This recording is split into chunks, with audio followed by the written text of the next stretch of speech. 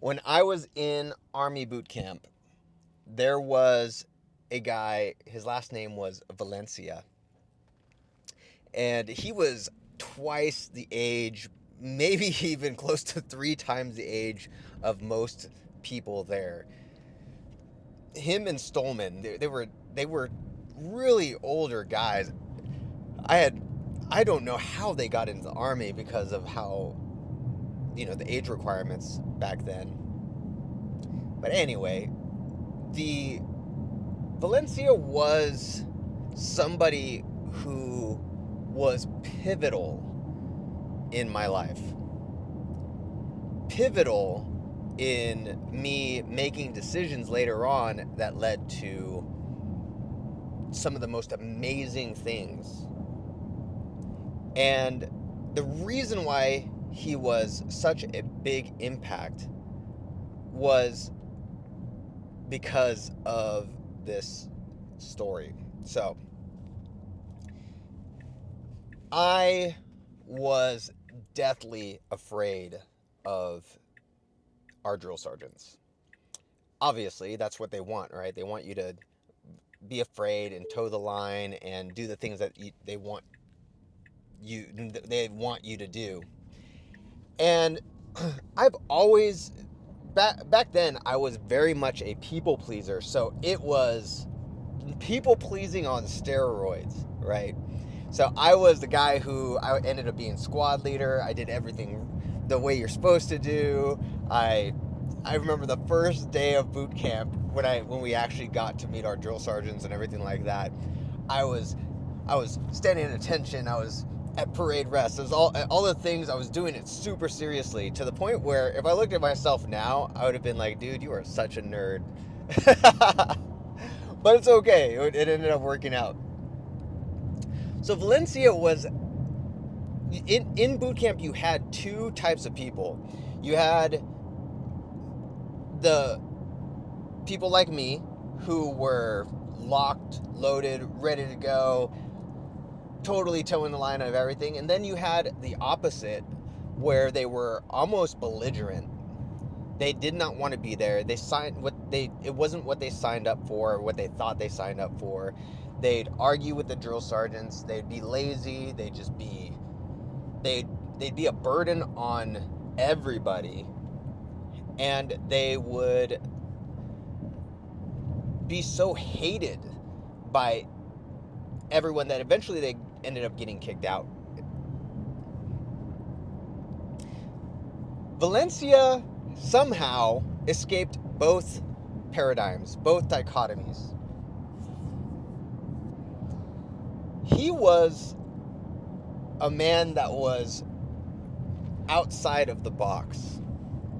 So when you're in the barracks, when you are in boot camp, you are not allowed to have anything other than what they give you, right?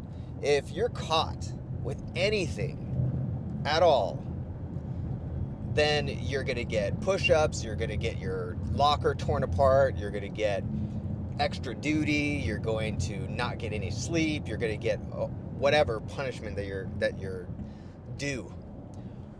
Well, it was about 2 weeks in, and boot camp, I want to say it was about 8 weeks total, 8 to 9 weeks total. About 2 weeks in, he started doing something that I never expected anyone to do. Okay. So 2 weeks goes by, and he quietly goes about doing whatever he wants. Not whatever he wants, but he wants to have little pleasures in life. So he goes and he indulges in those pleasures. And you're probably thinking, what the heck are you talking about? So he starts at about week 2.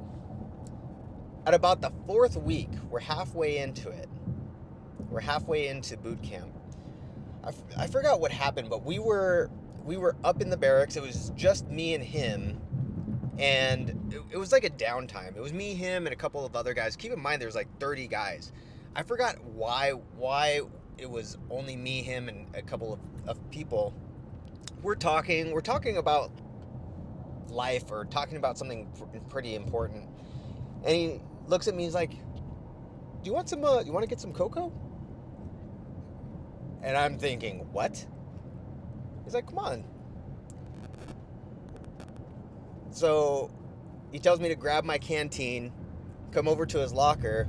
He opens up his locker, and no joke, it has more food stuff. It has more things than in a 7-Eleven. He has cocoa, he has popcorn, he has brownies, he has cookies, he has sodas, he has everything, juices. You look at his locker, and there's more stuff in his locker than there is his uniform and boots and stuff.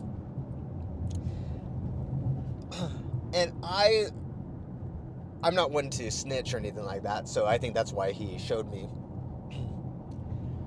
So we go to his locker, and I'm just amazed.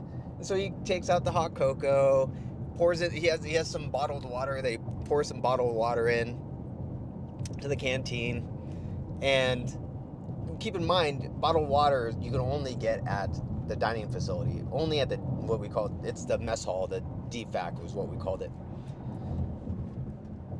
Basically, a big cafeteria. So, he's just happy as a clam, making me a thing of cocoa. I'm looking at him going, how is this possible? Keep in mind, I'm like goody two-shoes. This is not supposed to happen. He hands me the canteen. I take a sip, and I'm thinking, oh, dude, this is so nice. This is so nice to be able to do this. But then I asked him, aren't you afraid? Aren't you afraid of like getting caught? He's like, well, I'm only getting caught if somebody tells on me. But he's like, what's the worst that can happen? I mean, they take all this stuff, and then I do a bunch of push-ups, or I do like extra duty or something. And I'm thinking, well, aren't you scared? Aren't you scared of that? Aren't you scared of the repercussions? And he says, look, I've been in the world much longer than you have. And he said, I want to enjoy myself. And I'll take the risk. It's well worth the risk to have what I want when I want. I'm learning the exact same things you are, doing the exact same things. The only difference is I get to enjoy little pleasures. If the consequences are that I do some push-ups, or I get extra duty, or I get written up, or whatever, it's worth it. I mean, all that stuff's going to go away anyway, and it's only going to make me stronger. Push-ups, obviously, are going to just make you stronger. And he totally blew my mind. He essentially flipped everything upside down for me. What he was doing for those 2 weeks was he was going. So we had these duties. This duty, it was so dumb, where you had this rotation of going to the dining facility, and you would sit in this big, huge room that had all of the different food items. I mean, it had canned pineapples. It had every food item you can think of that would be in a cafeteria. It had that was storable, not refrigerated, right? And so he would, when he was on that duty, even though it was 2 people, and the reason why you had 2 people was so that the other person wouldn't get caught, or you couldn't steal, right? Well, when the other person would kind of nod off or not pay attention, he'd just go and fill his pockets with stuff. And he'd do that over and over and over again. And every time he was in the dining facility, if he was able to take a little something, he would take it anyway. And his whole thing was, I'm not stealing. I'm going to eat this, or people are going to eat this. It's not, I mean, this is for soldiers, so technically it's for me. And for 2 weeks, why did he wait 2 weeks? Because he knew that the first 2 weeks, the week 1 and 2, and then going into the third week, the first 2 weeks were going to be the most severe. That's when the drill sergeant's going to go through your locker. They're going to do all these different things. So he's like, I'll just wait 2 weeks, and then I'll start from there. So on the third week, he began collecting and collecting and collecting. And when we were out in the field, which was virtually every day, he'd have a little snack of his own. He'd have his own little thing that he had, and he would go and throw it away before anyone else saw. And they were these little pleasures. While we were eating MREs, they were crappy.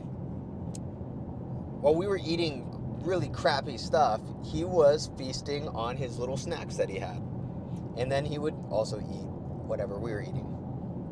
So every day was a little bit of normalcy, a little bit of his own control, a little bit of enjoying what he wanted to enjoy, a little bit of enjoying what he wanted, not what the army wanted, not what his friends wanted, not what other soldiers wanted, what he wanted.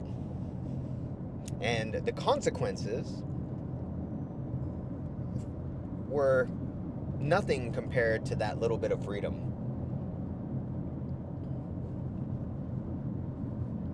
That translated into a way of thinking that has helped me so many times throughout life. We are taught throughout school, year after year, to be the good little boy, the good little girl, and this is how you do it. You follow the rules, you do what we say, and that's it. Well, when you start doing what you want, and you start finding ways to make that happen, and apologize later if you get caught, or you don't want to do anything unethical, obviously. You don't want to do anything that's bad, like evil. But if you want to go talk to a business owner, because you run a business and you want to talk to that business owner, you don't make apologies. You go and talk to that business owner. If you want to talk to that cute guy or cute girl, you go and do it. And what's the consequence? Now you start looking at the consequence. They say, oh, they say, oh, I'm so glad you talked to me, or they say, get away from me. If they say get away from me, yeah, that's okay, that sucks, it hurts, but who cares? It is not that big of a deal in the big scheme of things. You'll probably never ever see them again. But the rewards are a new friend, a new love interest. If it's a business owner, potentially new business. You never know where things are going to go. But if you keep on thinking that the consequences of you taking a risk, the consequences of you doing what you want to do are far greater, is far more painful than not doing what you want to do.